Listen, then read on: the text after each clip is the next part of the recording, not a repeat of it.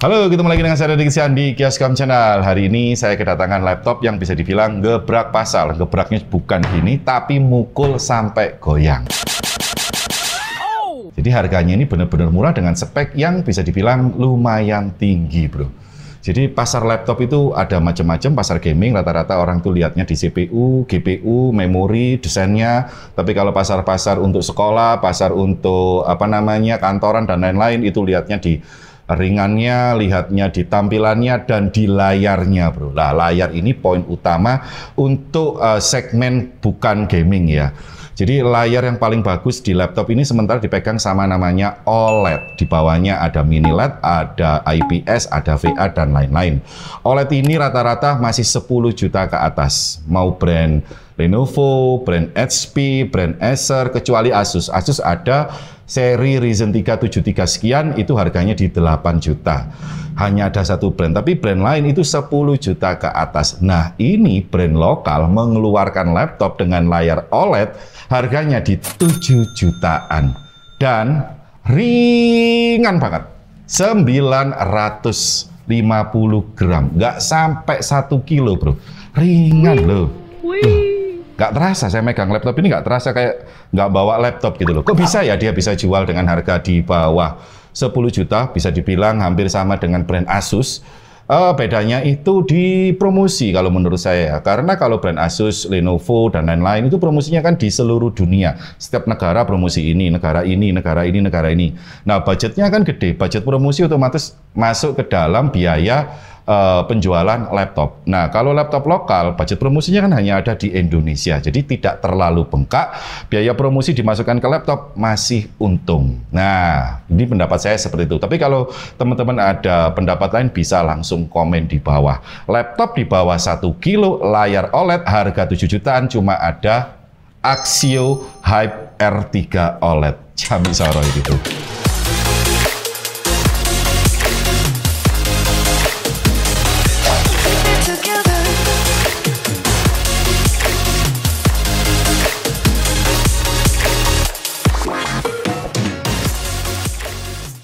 Axio Hype R3 OLED. Desainnya nih sama aja dengan Hype yang lain, cuma lebih tipis dan lebih ringan, bro. Bodi luarnya sama, jadi nggak glossy, dia doff. Kalau dipecet-pecet gini nggak terlalu bekas ya. Di sini logonya sama dengan yang seri lama, logonya elegan karena timbul chrome, bukan sablon seperti Axio Pongo. Itu malah kelihatan murahan kalau Axio Pongo menurut saya, bro. Oke, terus kalau bagian belakangnya seperti ini, sama persis. Ada lubang speaker, ada lubang pembuangan, dan ada karet seperti ini. Terus kalau untuk portnya, nah ini, bro. Kenapa Axio bisa mengeluarkan dengan harga murah? Karena ada sesuatu yang dikurangi menurut saya ya. Pertama-tama ada Canon Stone Lock, ada HDMI out, jadi kamu bisa extend ke satu layar. Terus di sini ada charge only, tidak bisa untuk data. Ini untuk charge only. Di sini tipe C USB 3.0. Bukan 3.2 Gen 1 atau 3.2 Gen 2. Ini sudah mereduce cost, bro. Terus kalau di sebelah sini ada tipe C juga sama, ada jack audio dan ada USB tipe A 3.0. Jadi tidak ada USB tipe C atau tipe A 3.2 Gen 1 atau Gen 2. Lumayan pengurangannya, bro. Bagian pantatnya ini polos, seret loh, polos. Tapi menurut saya cukup sih, bro, dengan port-port USB 3 ya, karena ya sesuai dengan harga. Dan lagi transfer data antara USB 3.2 Gen 2 sama 3.0 ya selisihnya antara 200 sampai 300 Mbps. Lumayan apa banyak ya? Banyak ternyata ya, bro ya. Sekarang kita coba buka satu jari, bro. Sret.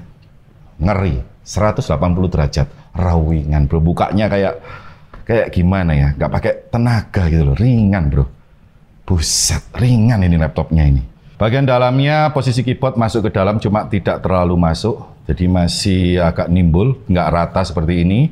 Terus sudah backlit. Nah, backlit-nya dari samping ya loh ini. Loh, tidak nembus ke setiap tombol. Tidak ada numerik karena ini 14 in.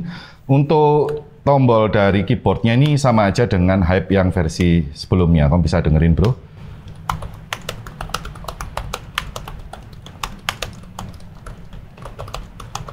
Enak, tapi bukan yang paling enak, tapi enak. Nah, kayak gitu. Terus tombol powernya terpisah, jadi tidak merusak keyboard. Kalau keyboardnya rusak, powernya nggak ikut rusak. Kalau powernya rusak, keyboardnya tidak ikut rusak. Di sini ada logo Core i3, ada OLED display, ada trackpad. Trackpad klik kanan klik kirinya terpisah seperti ini, masih bunyi, tidak silent. Terus di sini ada logo-logo fitur dari Axio Hype R3 OLED. Nah, di sini frame to frame-nya tipis. Ini tipis menurut saya ini, bro, tipis. Tipis ada logo Axio, ini glossy, bukan anti glare, ini glossy ya, loh. Glossy ini, bro. Nah, jadi mantul-mantul seperti kaca. Cuma ini selera ya, ada orang yang suka glare, ada orang yang suka anti glare. Kayak Mac itu yang sebelum M4, M3 ke bawah itu masih pakai glare semua. Ada yang orang sukanya anti glare jadi biar nggak mantul-mantul. Ada yang suka glare karena warnanya lebih bening, lebih mantep gitu loh. Karena ya dia kan mengkilap, jadi mempengaruhi warna. Selera kalau itu, bro, ya. Oke, di bagian atas ada webcam sama dual mic. Kalau untuk ukuran layarnya ini di 14 inci dengan resolusi Full HD 1920 x 1080. 60 Hz memakai panel OLED. Gimana dengan color gamutnya? Ini di 192% sRGB, buset, terbang tinggi. Di 132% ada RGB dan 136% DCI-P3. Kalau untuk DaVinci-nya 47%, 97% untuk NTSC. Kalau untuk gamanya red, green, blue perfect di 2,2. Terus kalau untuk luminance-nya, jadi layar ini lebih cenderung ke warna biru atau ke warna kuning, itu rata-rata diukur di 5500 sampai di 6000 Kelvin. Ini di 6731 Kelvin. Jadi lebih cenderung ke warna biru sedikit. Terus kalau untuk kontras rasio, ini nggak main-main, bro. Kontras rasio itu adalah bidang gelap dan bidang terang. Nilai standarnya 1000/1. Kalau di atas itu ya otomatis gelapnya semakin gelap, terangnya semakin terang.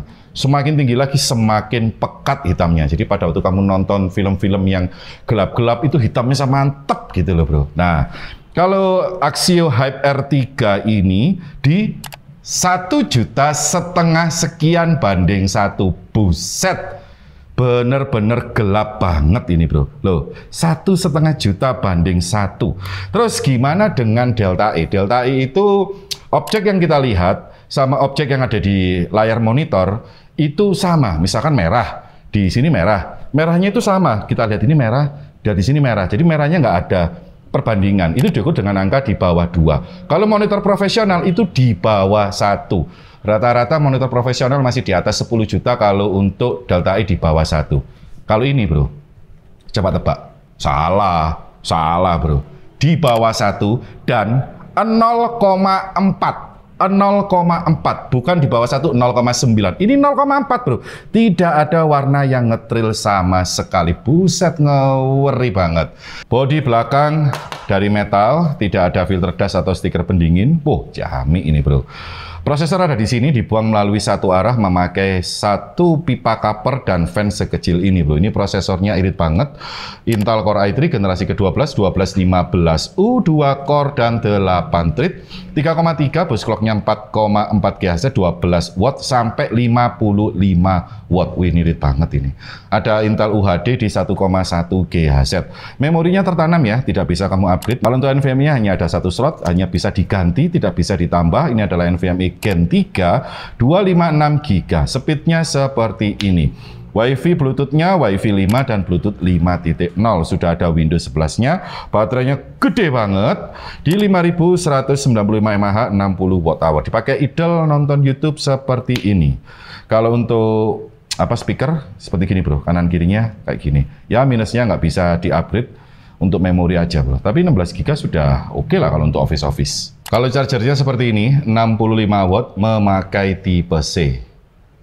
Oke, seperti ini kualitas webcam dari Axio Hype R3 OLED. Oke ya, nge-white, warnanya tajam, birunya juga tajam. Terus ghostingnya juga nggak terlalu parah. Ini di cahaya studio, biasanya ber. Nah, ini detail dari jauh seperti ini, dari dekat seperti ini, detail muka.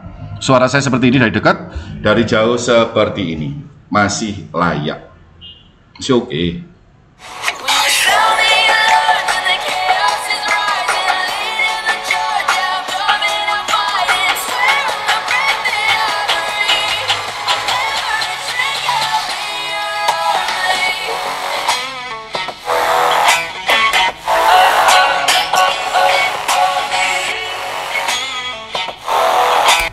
Kalau untuk ukuran laptop Office, speaker ini bagus.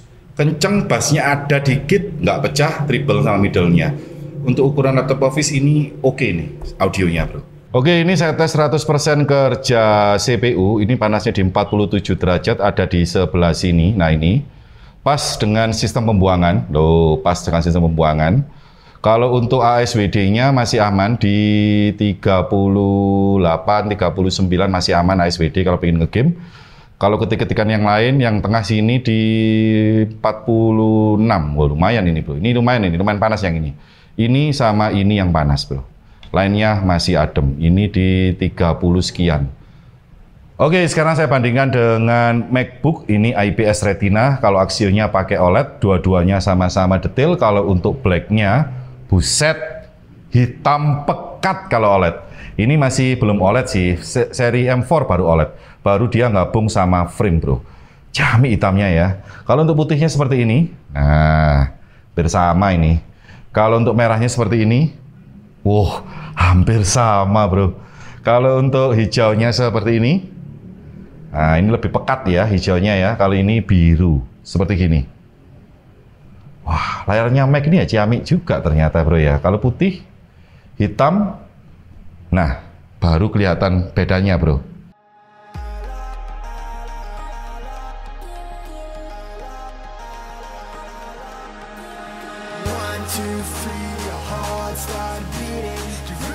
Karena ini bukan laptop gaming, saya tidak tes di software 3D rendering atau gaming. Saya tesnya di multimedia, multitasking, office, dan lain-lain, bro. Check it out.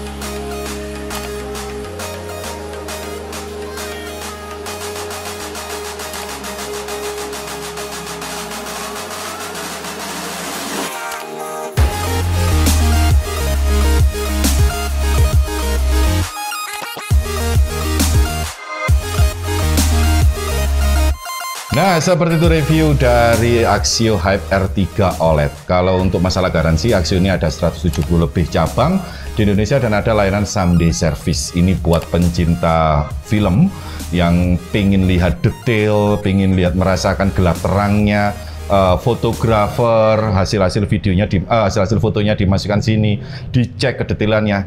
Ini nggak nyacat. Ciamik soro layarnya, bro. Kalau kalian cocok, linknya ada di deskripsi. Saya Deddy Ihsan di Iscom Channel. Salam teknologi.